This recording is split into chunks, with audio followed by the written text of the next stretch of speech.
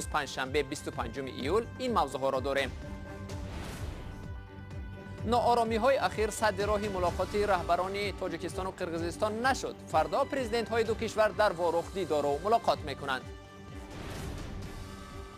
کودکانی از عراق برگشته به کودکستان و مکتب اینترنت ها تقسیم شدند. دولت آنها را به نزدیکانشان دادنی نیست.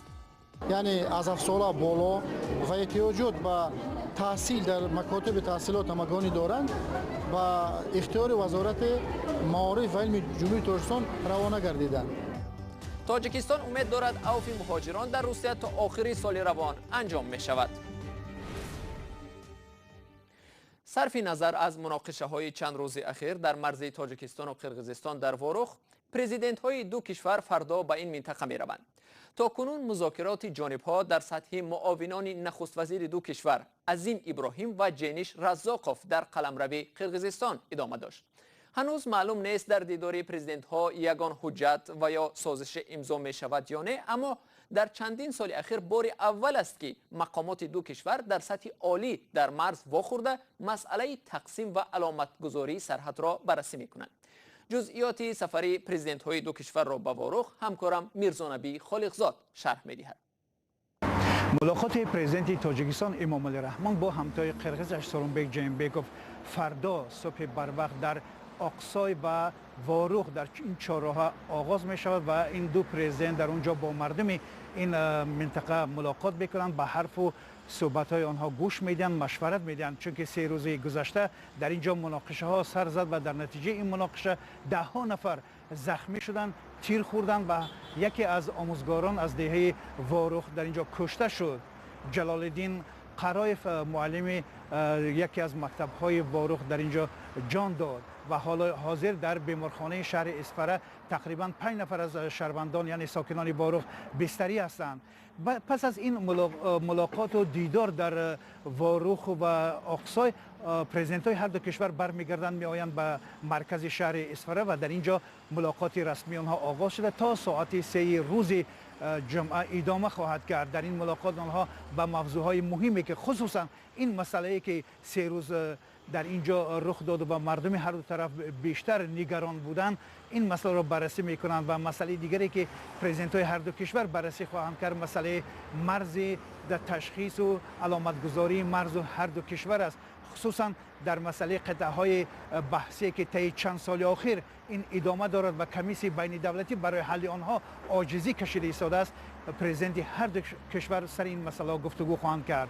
طوری در صحبت با ما ساکنان واروخ گفتن این یکی از شانس‌های مهمی هست که در این ملاقات در سطح سران اول کشورها این مسئله باید حل نهایی خودشان را پیدا کنند. بینندگان عزیز، ما خبر و تحولات مربوط به واروخ و سفر دو رئیس جمهور به این منطقه را هر لحظه پیگیری داریم. تازه ترین اخبار مربوط به این موضوع را در سامانه cw.azadi.org می توانید پیدا و مطالعه کنید. 84 کودکی که 2 ماه پیش از عراق به تاجیکستان آوردند به مکتب اینترنت ها برای ادامه تحصیل تقسیم شدند. پس از بازگشت 3 ماه آنها در کودکستانی موضع خرنگان نگاه داشته می شدند. والدین این کودک در جنگ های سوریه و عراق کشته شدند و یا در محبسند. مسئولان وزارت تندرستی تاجیکستان امروز در شهر دوشنبه گفتند هیچ یکی از این کودکان به نزدیکانشان داده نشده است و تحصیل را در کودکستان و مکتب‌ها و مرکزهای کسب آموزی ادامه می‌دهند. ادامه این موضوع در گزارش همکارم شادمان یتیم و زرنگزی نوروزشاه.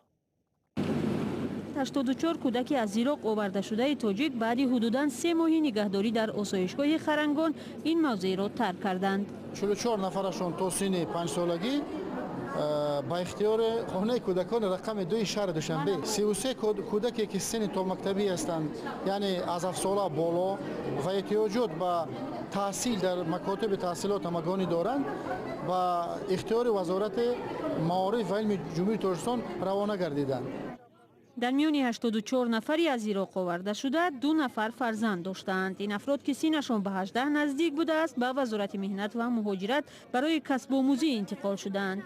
اما یگان نفر از این کودکان و نورسان تا حال به خویش و نزدیکانشان سپرده نشدند. خانواده های آنها هم در تاجیکستان تمام این مدت منتظرند که کودکان به آنها داده می شوند. آنهایی که حاضر در خانه کودکان هستند در اساس به ترتیب درآوردن حجت‌هاشان مشخص ساختن شخصیت آنها آهسته آهسته زینه به زینه با پیشنهاد تکلیف و درخواست‌های خویش تبار و نزدیکان و پیوندانشان کودکان زینه به زینه با خویش تبار برگردانده میشود. مقامات تاجیک شب 30 اپریل سال جاری 84 فرزند جنگیان عضو گروه تندروی دولت اسلامی را از بغداد به دوشنبه آورد. مادران بسیاری از آنها برای همزیستی با اعضای گروه تندروی دولت اسلامی زندانی گردیدند.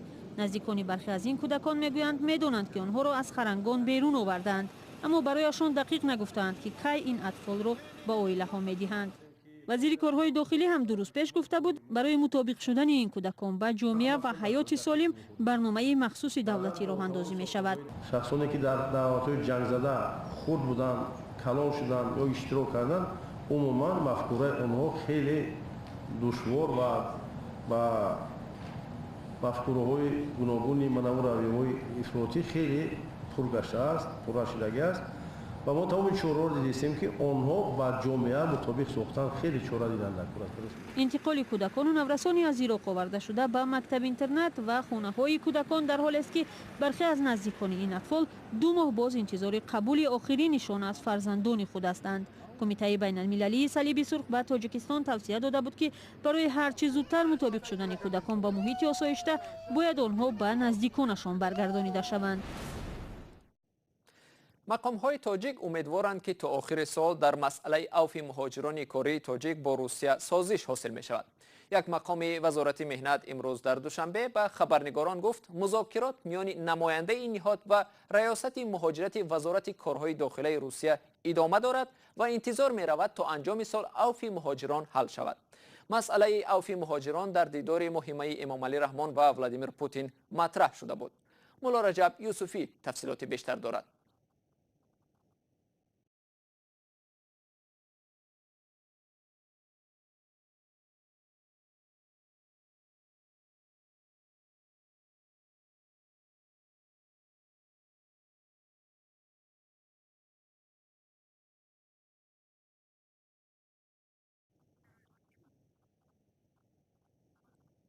بیننده ارجمند در چند لحظه دیگر این گزارش تکمیل می شود و حالا گذاریم به گزارش دیگر.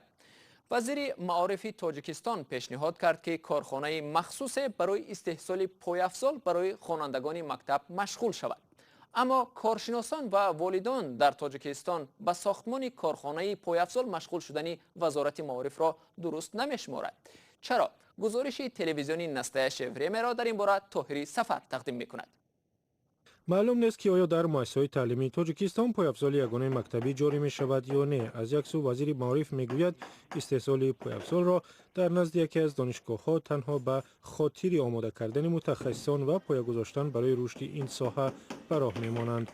گفته می شود کسی خوانندگان مکتب را برای خریدن پایافزال استحصالی وطنی مجبور نمی کند.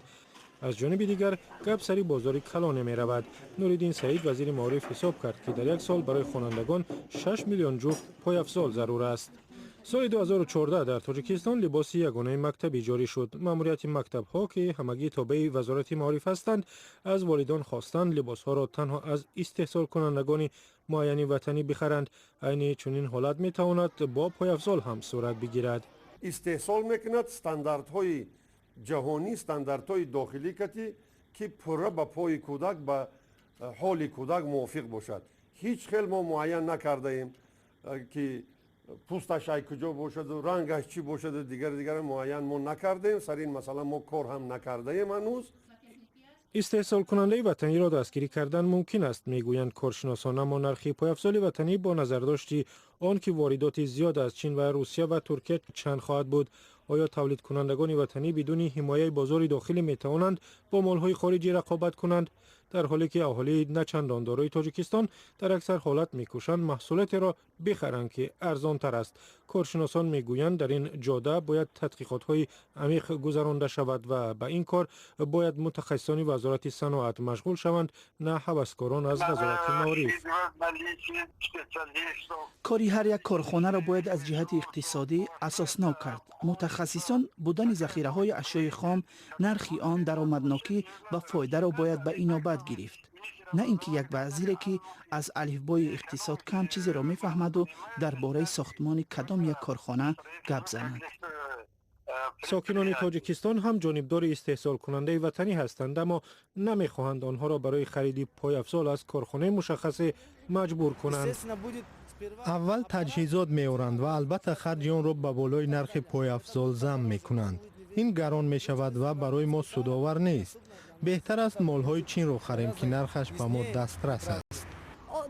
البته پایافزال یگانه خوب است، اما مجبور کردن آدمان که از فلان نقطه پایافزال خرید کاری درست نیست به فکر من. اینجا منفیت کدام آدمانی علاهیده است. کپیتالیسم است دیگر. در هر حالت نوردین قیوموف میگوید برای ماندن استحصال پایافزال کاری سهل نیست و این کار سالها طلب میکند. به وزارت معارف از بودجه برای این کار کسی مبلغ نمیدهد، یعنی باید سرمایه گذاری یافت. این تشبوسی که در وزارت معارف به وجود آمده است به گفته قیوموف احتمال در وزارت صنعت خاتمه مییابد. یک صدمه نقلیاتی در استرالیا جنایت را آشکار کرد که میتوانست باعث معتادی و مرگ صدها نفر دیگر شود. حادثه از برخوردن ماشین یک راننده عادی به ماشین کارمند پلیس آغاز یافت، اما کارمندان پلیس را نه خودی صدمه بلکه موادی که از داخل ماشین پیدا شد به حیرت انداخت. مومن احمدی تفصیلات حادثه را میگوید. در شهر سیدنی استرالیا صدمه با ماشین پلیس باعث شد که 270 کیلوگرم مواد مخدر صنعی امفتامین مصادره شود. راننده‌ای که در ماشینش قوطی‌های امفتامین را انتقال می‌داد با ماشین‌های پلیس برخورده از جای حادثه فرار کرد. پلیس به زودی موفق شد که راننده 28 ساله را دستگیر نماید و در جریان کافتوکاو ماشین غیر منتظره مواد مخدر صنعی یا خود امفتامین را پیدا و مصادره کند. در این تصادف کسی جراحت نبرداشت، ولی چند ماشین‌های پلیس زیان جدی دیده است. فرد متهم برای قاچاق مواد مخدر و رانندگی به مسئولیتش جوابگوی خواهد بود. مقام‌های تاجیک امیدوارند که تا آخر سال در مسئله عفو مهاجران کاری تاجیک با روسیه سازش حاصل می شود. یک مقام وزارت مهنت امروز در دوشنبه به خبرنگاران گفت مذاکرات میان نماینده این نهاد و ریاست مهاجرت وزارت کارهای داخلی روسیه ادامه دارد و انتظار می رود تا انجام سال عفو مهاجران حل شود. مسئله عفو مهاجران در دیدار امام علی رحمان و ولادیمیر پوتین نیز مطرح شده بود. تفصیلات موضوع در گزارش همکارم مولا رجب یوسفی. محمد علیف در بازار دوشنبه مردی کار است. او چند سال در روسیه مهاجری کاری بود، اما 4 سال پیش اخراج شد. خیلی اشتباه کردیم که همونجا اشتراف ممکن چند جای در رفتیم شما مناقض قبول نکردن چی اونجا نمیفهمیش دیگه چی گپه. میگوید در مهاجرت ماهانه بیش از 40,000 روبل روسی یعنی بیش از 6,000 سومانی معاش میگرفت، اما در تاجیکستان ماه نزدیک به 1000 سومانی کار میکند. پول یافتنش قینه اینجا در روسیه. میوی بود با او درجه که خودت بگوی خانه ریمون بکنم نمیتونی. اسماعیل یکی از 250,000 مهاجر از روسیه رانده شده است که هر ساعت و هر روز انتظار عفو هستند. عفوی که مقامات دو کشور با آنها وعده دادند. مقامات وزارت مهنت، مهاجرت و شغل اهالی میگویند امیدوارند که تا آخر سال جاری مسئله عفو مهاجران تاجیک با روسیه حل می شود.